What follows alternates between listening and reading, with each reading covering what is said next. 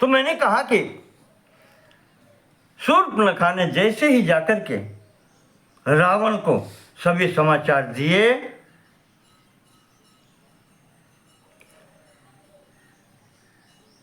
कि जिक्त्वाम राक्षस राजानम वृत्तम चारैर्न वेत्स्यः। धिक्कार है तेरे जैसे राजा पर, कृतपान सोवत दिन राती।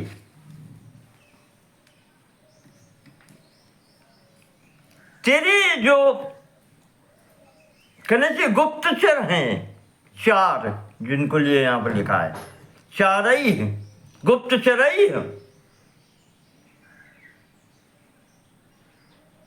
न वेत्सी, तुम्हें पता नहीं चला, नहीं जान पाए तुम अभी तक।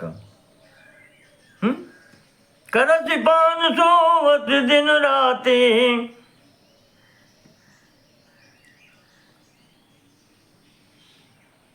असुधि नहीं तब सिर पर आराते। शत्रु आ गया है सिर के ऊपर और तुझे पता ही नहीं।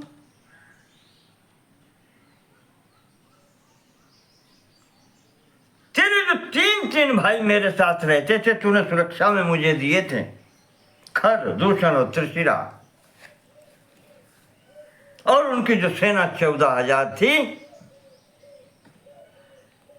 मानुषेणैव रामेण, जिसको किसी गिनती में तू नहीं गिनता, मानुषेणैव, वो मनुष्य रूप में ही या मनुष्य ही, राम रूपी मनुष्य ने जनस्थाने निपातिता, जनस्थान में वो स्थान जो मेरा है उसने सब मार गिराए।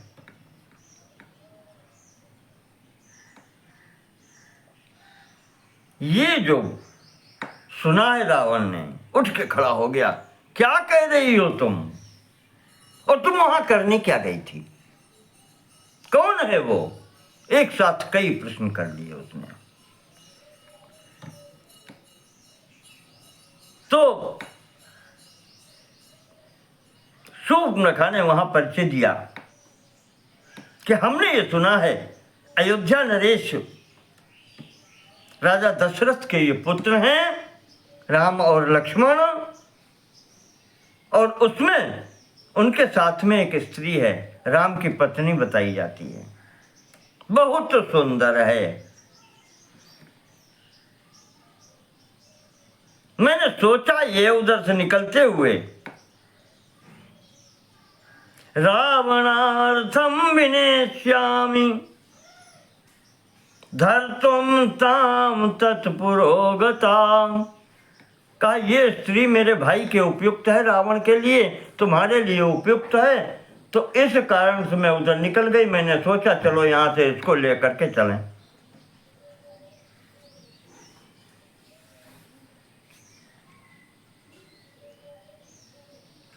पर जब वहां पकड़ने के लिए गई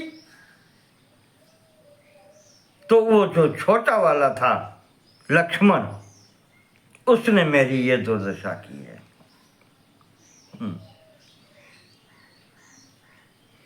और उसी ने, छोटे वाले ने ही मेरे पुत्र को मारा है।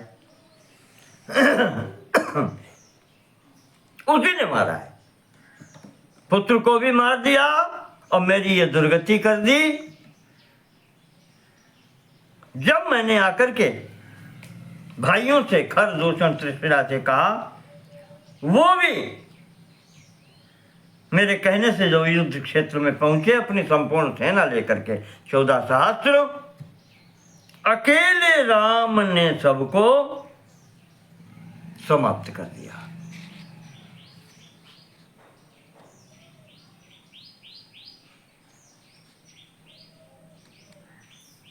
मत्तोषार्थम कृतम युद्धम बंधुर्भिस्ते निपातिता, वो तुम्हारे सब भाई मेरी संतुष्टि के लिए वहां पर सब समाप्त हो गए।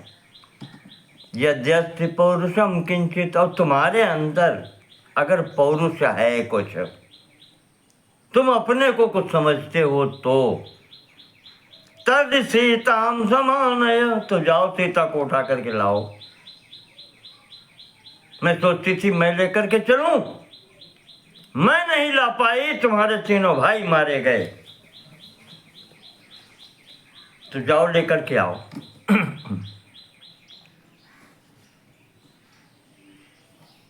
और इतनी खरी बात कही है, नो चेत, अगर ऐसा नहीं कर पाए तो अधोमुख तिष्ठ, तो सिर नीचा करके फिर घर में बैठो।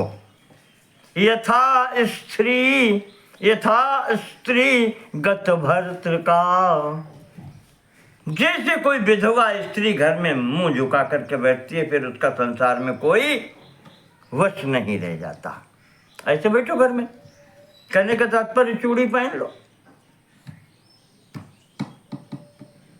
तुम राजा रहने के अब योग्य नहीं रहे, इससे अच्छे तो तुम तो ये दस्कंदर मोर की अच्छी गति होए, तुम बने रहे, मेरी ये गति हो गई है। अब ये है पौरुष दिखाओ, चलो मेरी जो हो गई तो हो गई, लेके आओ वो स्त्री, मैं कहती हूं तुम्हारे योग्य है, मैं तब तुम्हारा पौरुष मानूंगी। सब समाप्त है।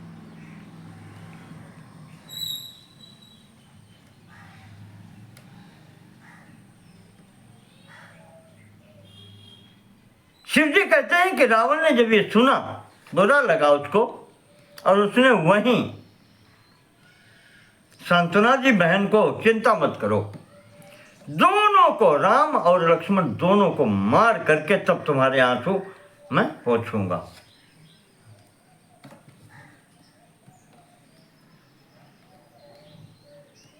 इस प्रकार से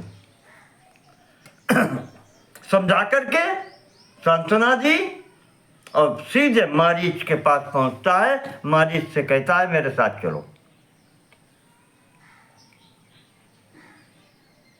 क्यों चलें? पूरी घटना बताई। कहा तुम सोने का मृग बन जाओ, इन दोनों को मोहित कर लो, राम और लक्ष्मण को। क्षत्रिय हैं, मृगया तो करते ही हैं, आखिर शिकार करते हैं।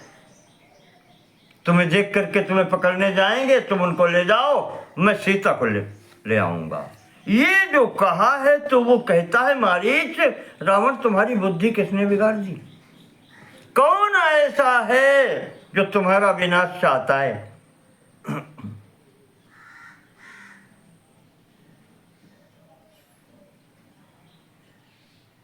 कौन है ऐसा?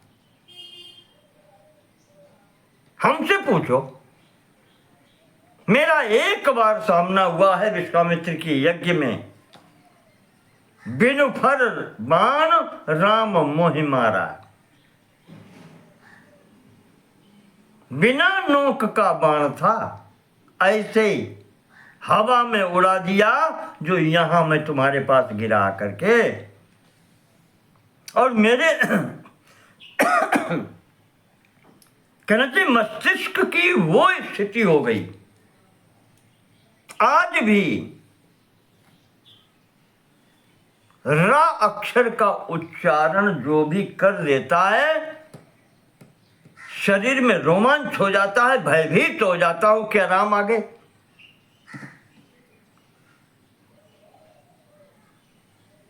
रामाख्याम रथम रत्नम रजतम रुक्म भूषितम। रजत, रुक्म, रथ, रत्न, श्रुत्वात्र राधिकम। रा से उत्पन्न होने वाले, रा से प्रारंभ होने वाले ये जो शब्द हैं, प्रथम शब्द को, प्रथम अक्षर को सुनकर के जो रा से शुरू होता है,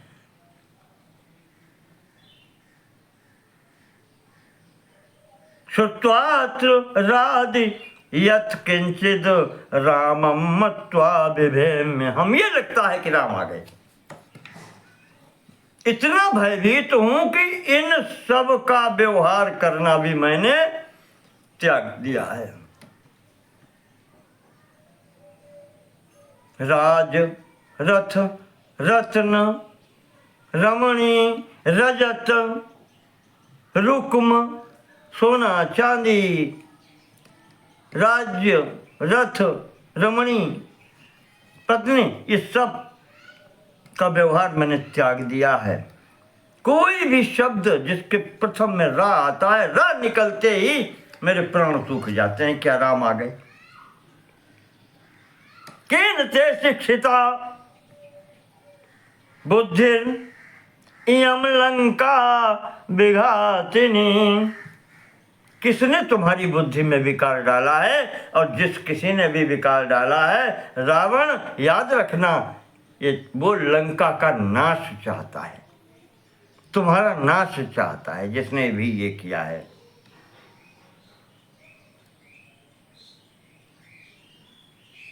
आप्त रूपोस्ति कः शत्रु। कौन ऐसा शत्रु है रावण तुम्हारा जिसकी वाणी को तुम आप्त मानते हो? इतना विश्वसनीय है।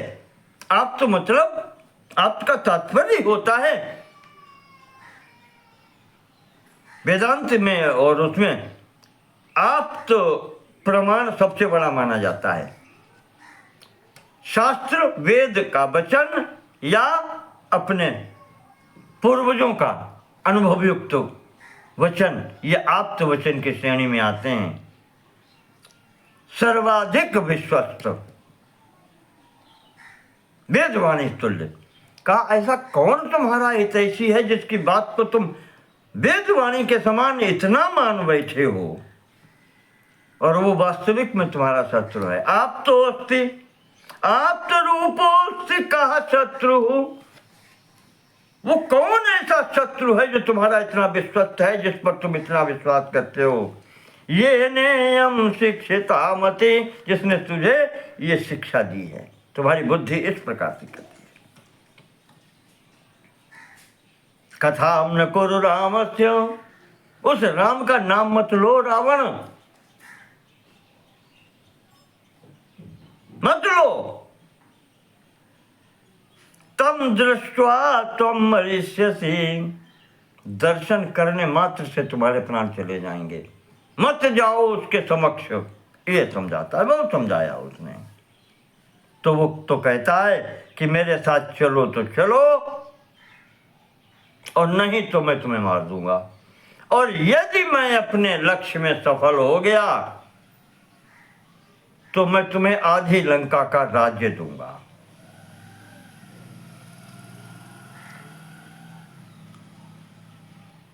लंकायाः तव दास्यामि स्वीय राज्यार्धम आदरात।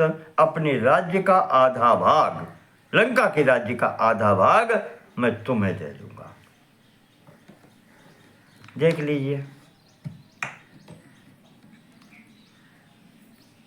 मरीच ने सोचा कि अब तो मरना ही है। उभय भांति देखा निज मरना, तब ताय क्यों रघुनायक सरना। तब वो सोचता है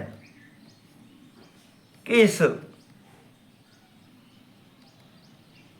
खड्ड से, दुष्ट के हाथों से मरने से अच्छा है राम के हाथों मर लिया जाए। चलो, ये चिंतन करता हुआ रावण के साथ में चलता है। वहां जाकर के स्वर्ण मृग का स्वरूप बनाता है, जिसको देख करके सीता कहती हैं वही छाया सीता, आज तमोगुणी सीता है केवल, अब रावण को मोह में डालने के लिए।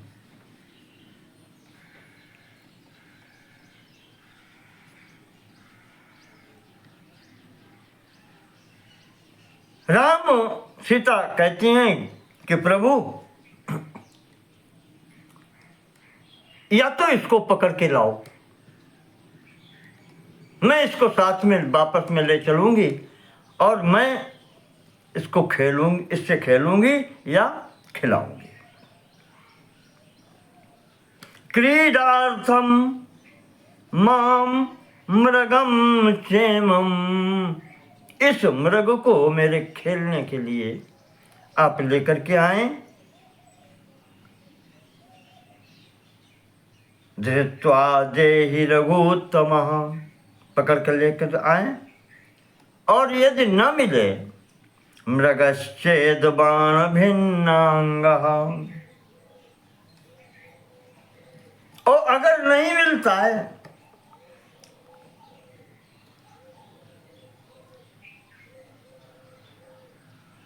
तो मारा जाता है आपके बाण से, तो मृगशाला ही लेकर के आए। करोमि कंचुकीं, तो चाह इसकी मृगशाला से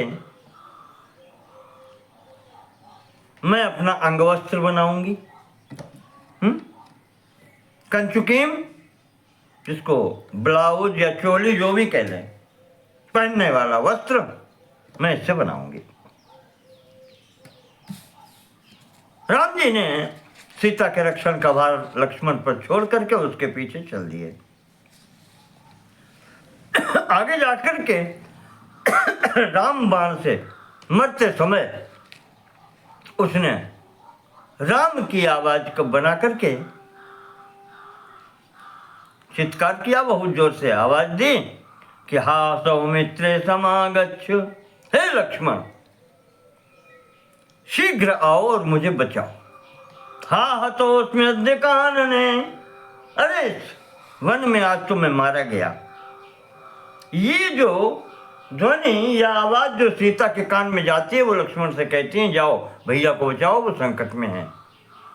लक्ष्मण कहते हैं हो ही नहीं सकता, मैं पहचानता हूं भाई की आवाज, ये भैया की आवाज है ही नहीं।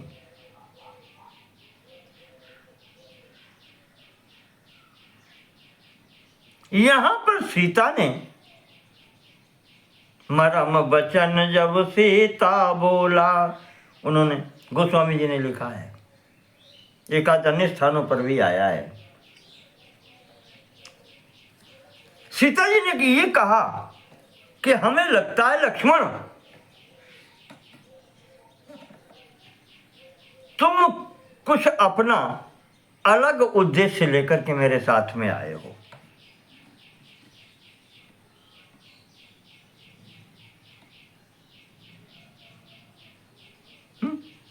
क्यों आए हो मेरे साथ, मैं जानती हूं।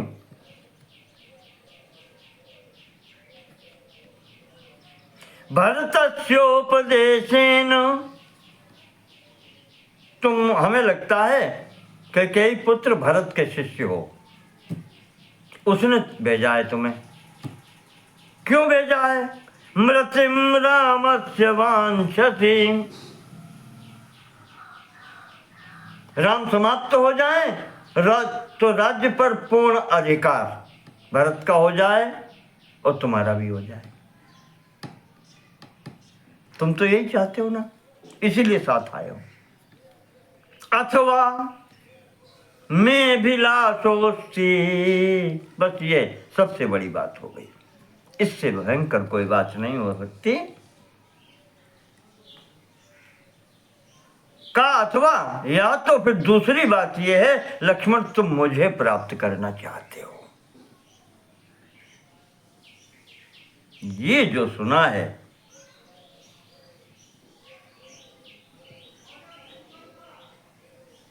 बल्कि यहां तो शिव जी ने बताया पार्वती को कि सीता ने यहां तक कह दिया कि तुम मेरी अभिलाषा करते हो, तुम मुझे चाहते हो, राम समाप्त हो जाए मार्ग का कंटक, तुम मुझे प्राप्त करो। तो सीता कहती है मैं तुम्हें प्राप्त नहीं होऊंगी, तर्हि प्राणात् त्यजाम्यहम्, मैं प्राण त्याग कर दूंगी। ये जो सुना है,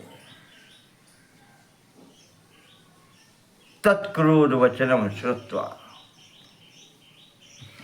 ये जो क्रूर वचन सुना है, कठोर वाणी सुनी है, लक्ष्मण जी ने अपना धनुष उठाया और कुटिया के आसपास एक रेखा खींची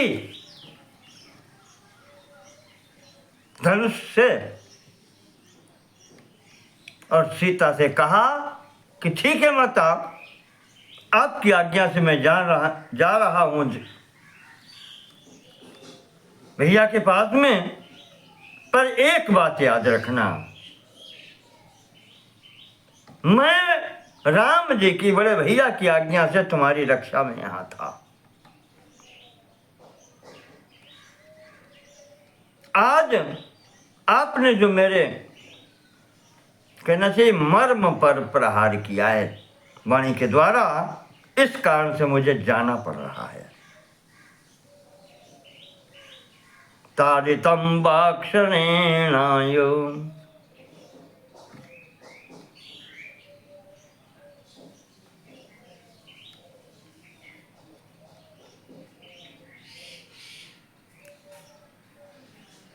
ये आपके अंतर्गत सोच कैसे आ गया, ये विचार कैसे आ गया?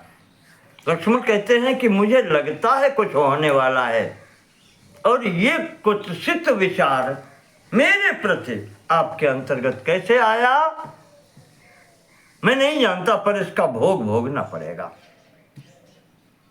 अवश्य में वो भोक्तव्यम कृत कर्म शुभाशुभम। सीधे कहते हैं भोक्ष्यस्याचिरात् परम। जो वाणी आपने प्रयोग की है, इसका फल आपको भोगना पड़ेगा। खैर, फिर भी ये जो मैंने रक्षा के लिए आपके रेखा खींची है, दुर्विलंघ्या महत्तमाम दुष्टानाम, बड़े से बड़ा दुष्ट क्यों न हो, कोई भी इस रेखा को पार नहीं कर सकता, दुर्लंघ्य है। तो आपके लिए मेरी प्रार्थना ये है कि चाहे प्राण क्यों न निकल जाए, इसके बाहर पैर नहीं रखना।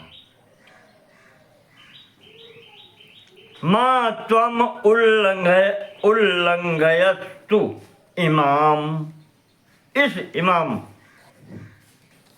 रेखाम, इस रेखा का उल्लंघन नहीं करना।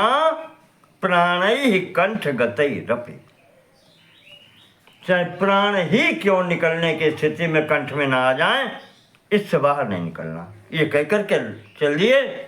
और जैसे यहां से जाते हैं, इधर रावण आता है, साधु का वेश बना करके, भिक्षु का वेश बना करके आता है, भिक्षा मांगता है। सीता जी अंदर से ही हाथ बढ़ा करके देना चाहती हैं, वो कहता है नहीं, नांगी करोमि अंतरेण भिक्षामेताम। आप यहां सीमा से अंदर रह करके भिक्षा देंगी तो मैं ग्रहण नहीं करूंगा, इससे बाहर निकल के मुद्दों, मैं अंदर नहीं आऊंगा, द्वार पर ही रहूंगा बाहर। तो इस प्रकार से उसने कहा, और नहीं तो मैं वापस जाता हूं, तुम गृहस्थ हो, ये राम की गृहस्थी है, आज अतिथि का अपमान होगा, गृहस्थ धर्म समाप्त हो जाएगा। अगर गृहस्थ धर्म की रक्षा करनी है तो बाहर निकल कर भिक्षा दो, अगर भिक्षा देना चाहती। ये जो कहा है, तो अब सीता ने एकदम जैसे बायां पैर निकाल करके रेखा के बाहर होती हैं और कहती हैं ग्रहणेष्वि माम भिक्षाम, लो महाराज भिक्षा लो। वैसे ही रावण उसको उठा लेता है, रेखा वही सभ्य पादम, बस जैसे बायां पैर रखती है बाहर, वैसे ही सीताम संस्थाप्य अथ निवर्तत रथे सीताम, सीता को रथ में बिठा करके चल लेता है वहां से। जैसे सीता रोती है, जटायु के साथ में युद्ध होता है, जटायु आ जाते हैं, भीषण युद्ध होता है, रावण को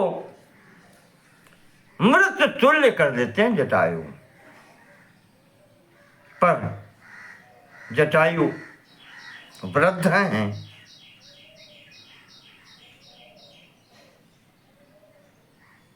क्रोधेन महता विष्टा, रावण को क्रोध आता है,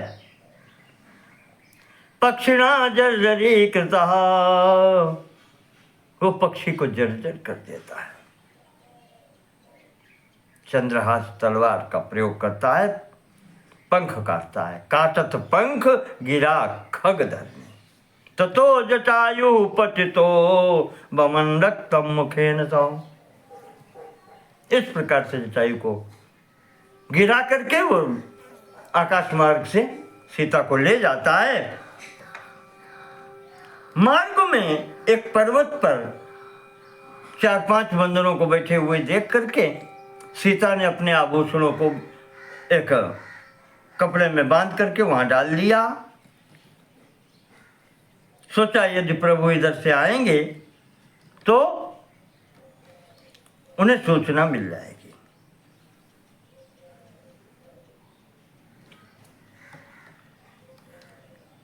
इस प्रकार से सीता को ले जाकर के रावण अपने यहां अशोक वाटिका में स्थापित करता है। वहां रहकर के राक्षसियों को इनके सुरक्षा में लगाता है और फिर अपने घर चला जाता है। इसी समय भगवान शिव जी कह रहे हैं पार्वती जी से कि ब्रह्मा जी की प्रेरणा से इंद्र एक ऐसी पायस यानी खीर लेकर के आते हैं जिसको खा लेने मात्र से भूख प्यास का प्रभाव समाप्त हो जाता है। देखिए, विश्वामित्र जी ने राम और लक्ष्मण को दिया था बलाच बला विद्या, जाते लाग न छुता पिपासा, अतुलित बल तन तेज प्रकाशा। और यहाँ सीता जी के लिए इंद्र लोक से इंद्र वो पायस लाते हैं, उसका प्रभाव ये है। सेवन से फिर क्षुधा पिपासा का कष्ट नहीं रहता है। वो इंद्र लेकर के आए तो सीता जी ने प्रसन्न होकर के भगवान का भोग लगाया।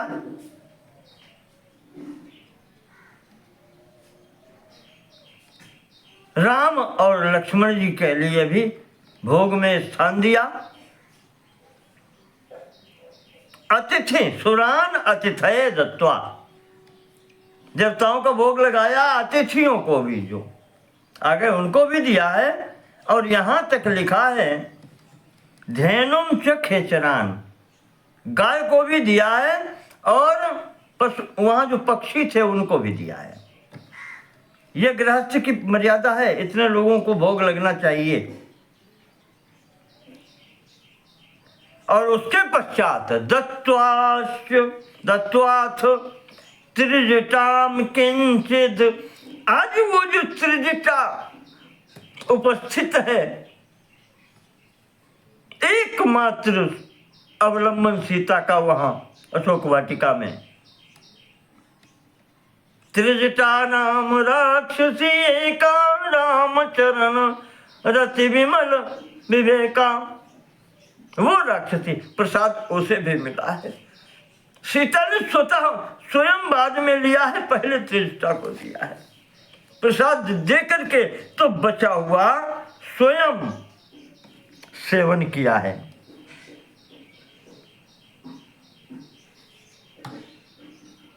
तो इस प्रकार से सीता जी यहाँ अशोक वाटिका में हैं, उधर राम जी सीता जी की खोज में चल रहे हैं। आश्रम पर लौट करके आते हैं, सीता वहां नहीं थी। रोते हुए बिल्कुल इस प्रकार से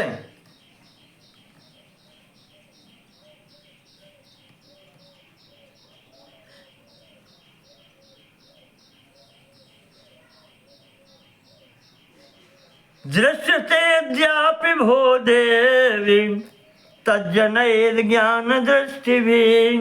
शिव जी कहते हैं कि देवी, जो ज्ञान दृष्टि वाले हैं, जो ज्ञानी जन जानते हैं जो वो जानते हैं कि वो परमात्मा बिना शक्ति के रह ही नहीं सकता। बिना शक्ति के शक्तिमान कहाँ। आज भी बिना शक्ति के शक्तिमान हो ही नहीं सकता। सब जानते हैं, ज्ञानी जानते हैं। तो अज्ञान दृष्टि भिस्ते तो दृश्यन्ते ग्रावरूपिणः। अज्ञानी वो हैं जो पत्थर में परमात्मा को खोजते फिरते हैं।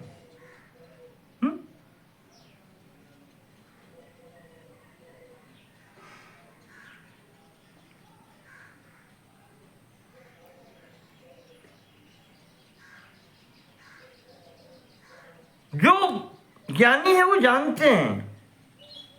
राम लक्ष्मण आज भी पंचवटी में उसी स्वरूप में विराजित हैं, सीता के सहित। जो अज्ञानी हैं उन्हें वहां पर पत्थर दिखाई पड़ते हैं, जो ज्ञानी हैं उन्हें आज भी दर्शन होते हैं। वो स्थान राम जी के द्वारा जो बनाया हुआ है वहां पर राम तीर्थ कहलाता है। गौतमी गोदावरी नदी के किनारे जहाँ शयन करते थे भगवान, वो राम शैया गिरी कहा जाता है।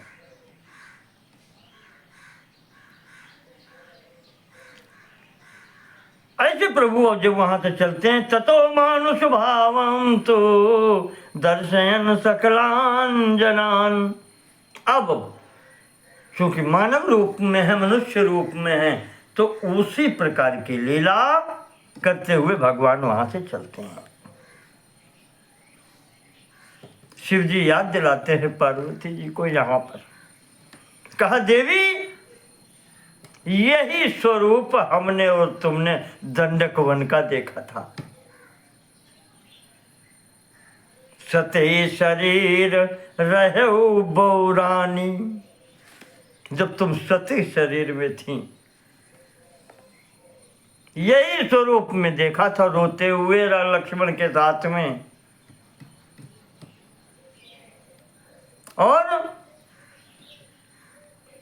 जय सच्चिदानंद जग पावन, अस कही चले मनोजन सावन। और मैंने सच्चिदानंद घन स्वामी की जय जयकार करके मैं चल दिया, और तुम्हें संदेह हुआ, तुम परीक्षा लेने वहां पहुंच गई, मेरे समझाए से भी तुमने नहीं माना।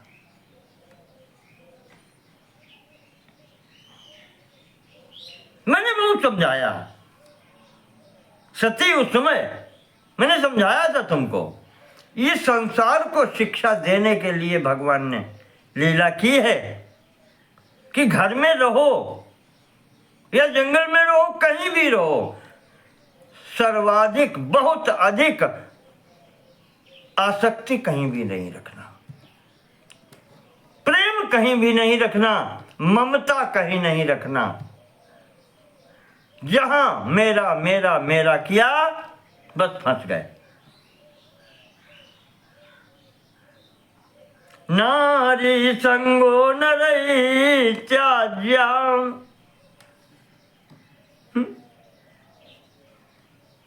दोनों तरफ से, एक तरफ की बात कही गई, अब दोनों तरफ से समझ लें। शिव जी पार्वती जी से कह रहे हैं कि उन्होंने हमें भी शिक्षा दी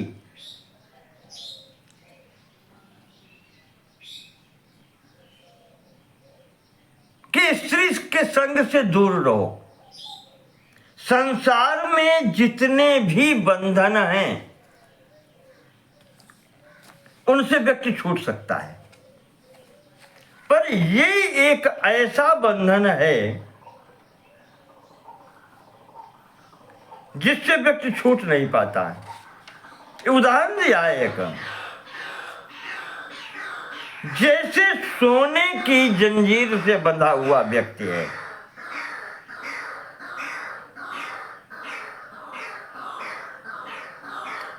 व्यक्ति वो बंधा हुआ उस सोने की जंजीर को भी छोड़ना नहीं चाहता। दोनों बातें आ जाती हैं। जंजीर से बंधा होता हुआ भी उस सोने का जो लालच है, स्वर्ण धातु का, वो भागने नहीं देता वहां से। उद्धरेत सकलैर्बन्धैर् न स्त्री संगात प्रमुच्यते। भगवान ने शिव पुराण में कहा है, शंकर जी ने, कि स्त्री संग ऐसा है कि संपूर्ण बंधनों से व्यक्ति छूट सकता है, इससे नहीं छूट पाता।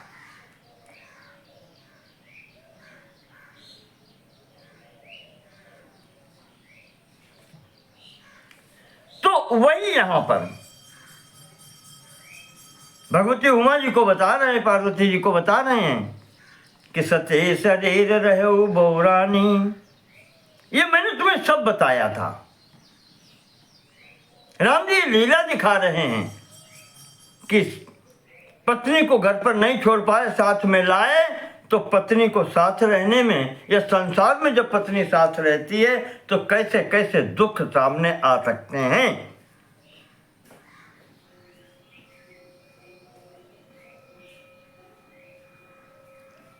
ऐसी दशा हो सकती है। नारी का संग किसी का ना करो, और विशेषकर नारी का तो बिल्कुल ही ना करो। जाने कितने उदाहरण दिए गए हैं। और सती तुमने नहीं माना, पार्वती तुमने नहीं माना, तुम वहां गई, तुमने परीक्षा लेने के लिए सीता का रूप बनाया, तो राम जी ने कह दिया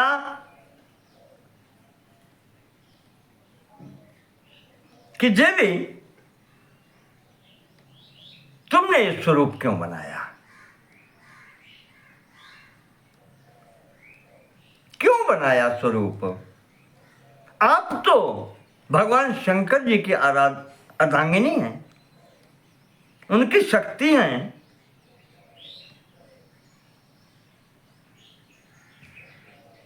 मैं जानता हूं, जानामि अहम त्वम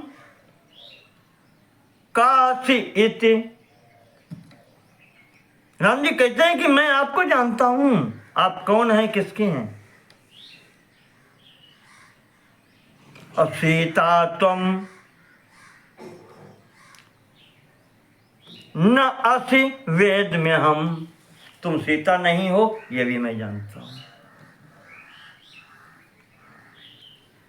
क्यों सीता का स्वरूप बना करके मुझे मोह में डालने के लिए आ गई हो सामने। और यहां पर भगवान ने अपने स्वरूप का दर्शन करा दिया सीता के साथ में। सत्य रूप मेरे साथ में है।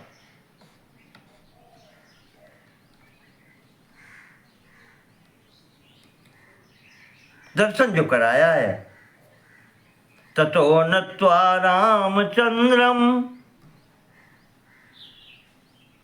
तो शिव जी कहते हैं पार्वती जी से कि तुम सती के शरीर में थी, जब उन्होंने अपना स्वरूप सब दिखा दिया, तब तुम प्रणाम करके फिर मेरे साथ कैलाश पर आ गई। प्रणाम करके इस प्रकार से यहां भगवान राम दक्षिण दिशा की ओर चलते हैं। रास्ते में, मार्ग में जाने कितने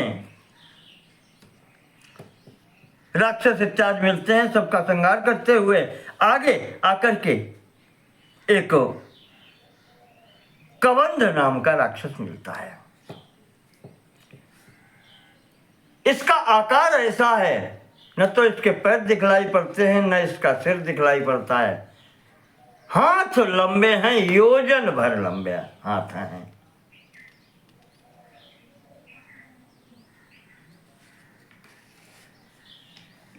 यहां पर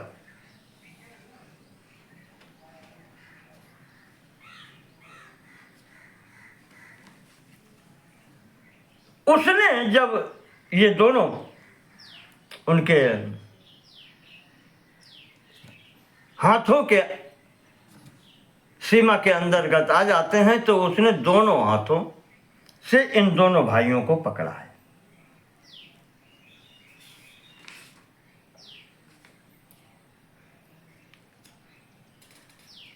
मारने के लिए, इनको खा जाने के लिए उसने पकड़ा। और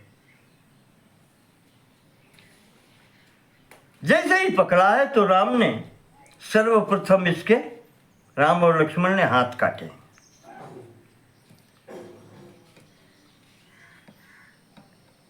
हाथ को काट करके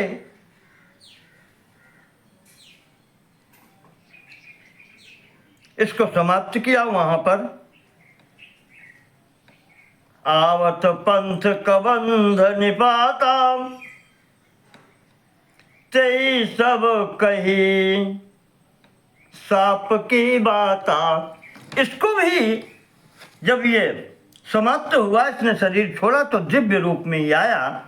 भगवान को प्रणाम करके उसने अपनी कथा सुनाई।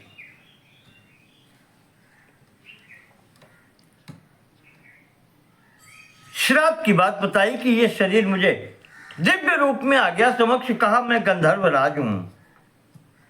महाराज गंधर्वों का राजा था। ब्रह्मा जी से मुझे अमरता का वरदान मिला था।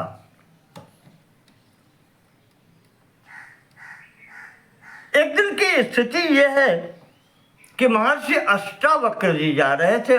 उनका शरीर 8 स्थान से टेढ़ा है। अष्टावक्र, अष्टवक्र है जिनके शरीर में 8 जगह से टेढ़े हैं। अपनी सुंदरता के गर्व में मैंने उनका उपहास कर दिया। मैं हंस पड़ा तो उन्होंने मुझे शाप दे दिया। कहा तुम राक्षस हो जाओ। मैं राक्षस हो गया। ब्रह्मा जी का दिया हुआ वरदान था, मर तो मैं सकता नहीं था। इसलिए मैं अब दुष्टता करने लगा चारों तरफ। एक दिन इंद्र से सामना हो गया। मैंने इंद्र पर आक्रमण कर दिया। इंद्र ने वज्र का प्रहार मेरे ऊपर किया। उसका प्रभाव ये हो गया था, ब्रह्मदत्त वरदान है, मर सकता नहीं। तो मेरा सिर और मेरे पैर सब मेरे पेट में घुस गए।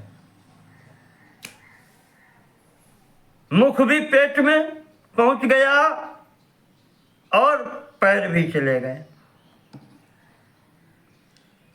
कहा तब मुझे होश आया तो मैंने इंद्र से प्रार्थना की, महाराज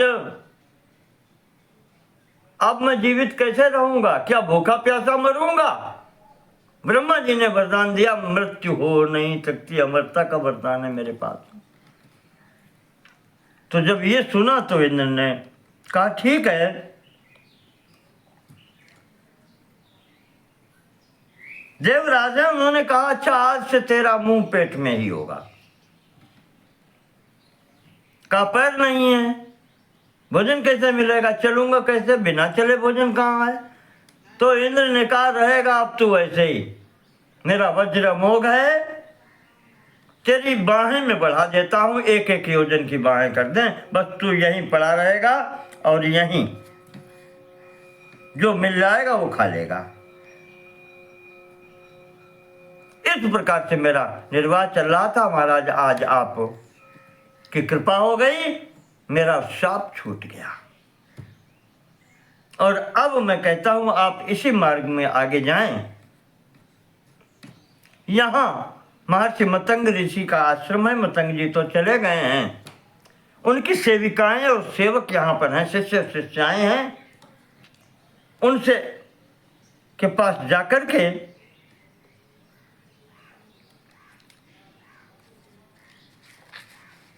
मिले आप। वहां पर एक वृद्धा शिष्या है जिसका नाम है शबरी। वो आपको आगे का समाचार बतलाएगी। कथयिष्यति सा सीता शुद्धिम ते रघुनंदन। सीता कैसे प्राप्त होंगी वो आपको बतलाएंगी। इस प्रकार से ये कबंध जो गंधर्वराज था, राम लक्ष्मण को ये परामर्श दे करके प्रणाम करके चला गया। यहाँ से आगे राम और लक्ष्मण शबरी जी के पास पहुँचते हैं। शबरी देखी राम गृह आए। शबरी जी ने देखा मुनि के वचन समुझ जिय भाए। आज अपने गुरु जी की याद आती है।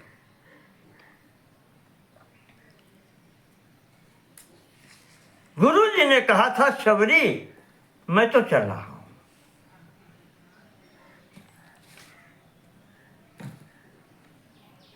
और तुम्हें कहीं जाना नहीं है,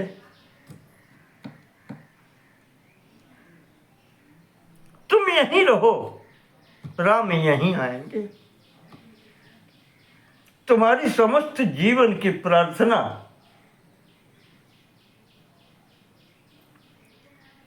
आराधना की सिद्धि तुम्हें यहीं प्राप्त होगी, कहीं जाना नहीं है।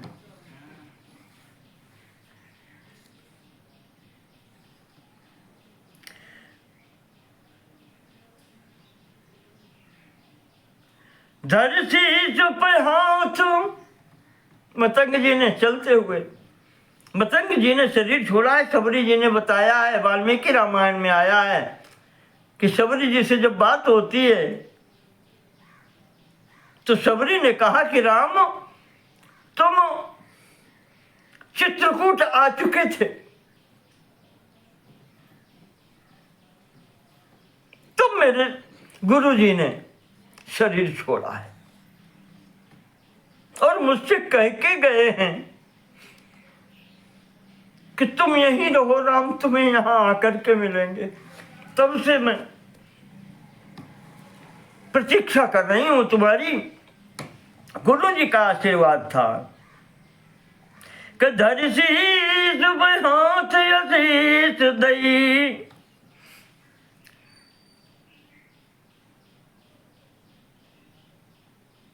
नहीं जाति कुजाति विचार कियो, मिले हैं मिले हैं मिले हैं तो ही राम, जुपे और तेरे बसेरो लियो। गुरु जी ये कह के गए।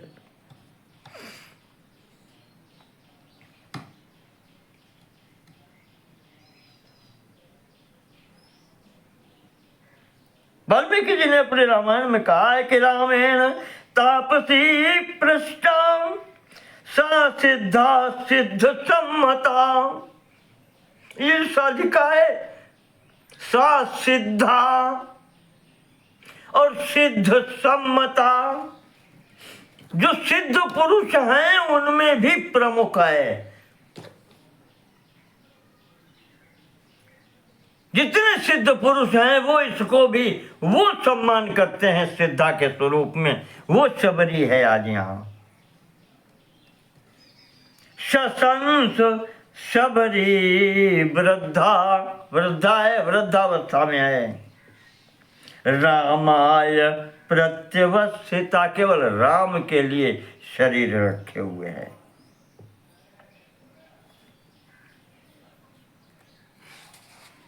ऐसी शबरी मिलती है। महाराज जी इस शबरी का आतिथ्य ग्रहण करते हैं।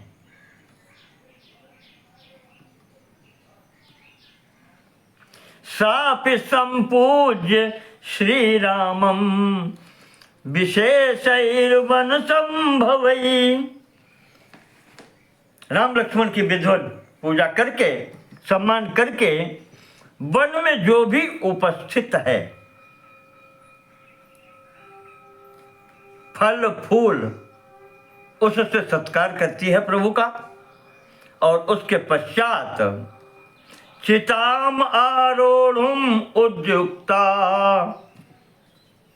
वो भी अग्नि प्रवेश के लिए अपना, मतंग जी ने भी अग्नि प्रवेश किया था। उनकी ये शिष्या है, परम शिष्या सबसे बड़ी। ये वृद्धावस्था में है।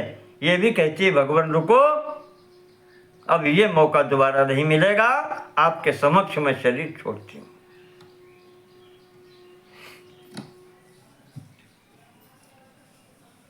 कहती है शबरी कि राम गच्छ राम इतस्वग्रे, अब यहाँ से राम जी तुम आगे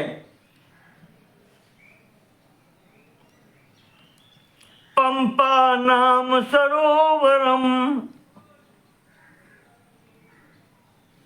पंपा नाम का सरोवर मिलेगा। पंपा सरोवर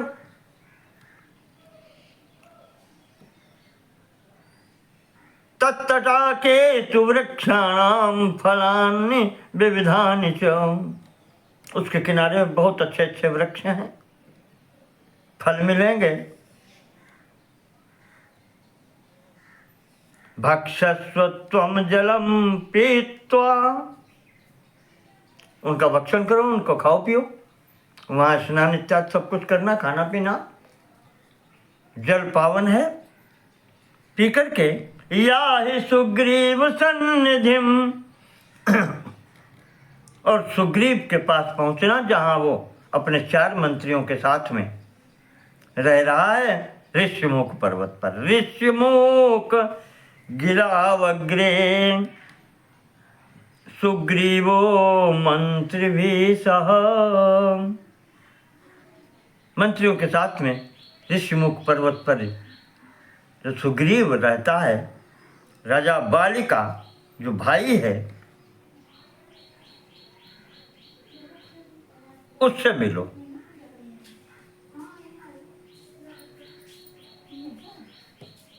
ऐसा कह करके इत्युक्त्वा शबरीम रामम, इत्युक्त्वा शबरी रामम नत्वा वहनिम विवेशसा, ऐसा कह करके वो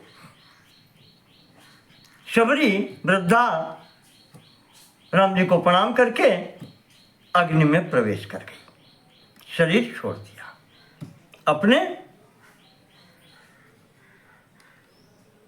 इच्छानुकूल परम धाम को प्राप्त हुई। इधर ततो रामासनैर्भ्रात्रा ययौ पंपा सरोवरम, फलानि भक्षयामास पीत्वा तज्जलमुत्तमम्, पश्यन् वनानि सर्वत्र चिन्तयामास जानकीं। पंपा सरोवर के किनारे फल मूल आदि खा करके आगे बढ़ते हैं ऋष्यमुख पर्वत की ओर, धीरे धीरे चलते हैं, जंगलों की शोभा देखते हुए, जानकी जी का चिंतन करते हुए आगे ऋष्यमुख पर्वत की ओर चल रहे हैं। शिव जी कह रहे हैं कि पार्वती जी, एक प्रकार से ये अरण्य कांड का संपूर्ण प्रसंग एवं गिरीन्द्रजे प्रोक्तम आरण्यम चरितम, पार्वती जी वन में रह करके जो भी कार्य किए भगवान ने 10 साढ़े 10 वर्षों में, वो मैंने सब तुम्हें सुनाए। अब ऋष्यमुख पर्वत पर आगे पहुंचने वाले हैं राम जी, इसलिए आगे की कथा, जैसे कि वाल्मीकि रामायण में भी किष्किंधा कांड कहा जाता है, गोस्वामी जी ने उसे किष्किंधा कांड के रूप में लिया है। ऋषिमुख पर पहुंचने से लेकर के और सीता जी की खोज तक का, वो आगे के खंड में आपके समक्ष रखेंगे। आज अपनी बात यहीं स्थगित करते हैं। शिव जी ने पार्वती जी को ये दंडक वन का पूरा वृत्तांत सुनाया है।